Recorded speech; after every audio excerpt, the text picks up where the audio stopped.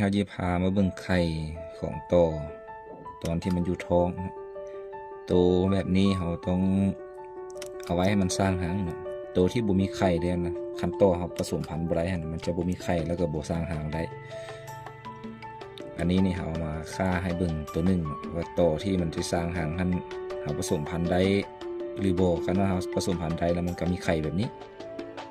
อันนี้ถือว่าเขาผสมพันธุ์นี่ได้100เนาะมันจะมีไข่อยู่ในท้องอันนี้มันไข่มันน้อยยาวๆนี่เนาะไข่ของมันจะหลายเลยตัวน้อยๆนี่ก็แม่นอันนี้แม่น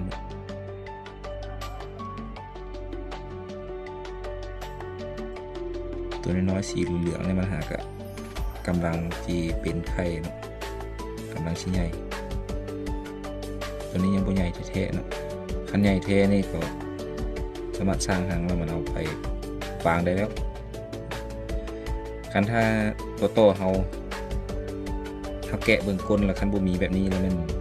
เอาไว้กับบ่ไข่ละอันนี้ก็แม่นคือกันตัวน้อยๆคันบ่มีไข่แบบนี้ถือว่าบ่ไว้ได้ละเนาะตัวนี้เอามาแกะให้เบิ่งซื่อๆสำหรับคลิปนี้แม่นเขาเสนอเพียงเท่านี้เนาะคลิปหน้าเขาจังสิมาอธิบายว่าถ้าเขาบ่ฆ่าแบบนี้เขาสิฮู้ได้แนวใดว่าโตนั้นมีไข่อยู่ในท้องของมันแล้วมันพร้อมจะสร้างหางเขาสิฮู้ได้แนวใดเวลาการที่เขาบ่ได้ฆ่าแบบนี้เนาะถ้าเขาฆ่าแบบนี้เขาก็เสียโต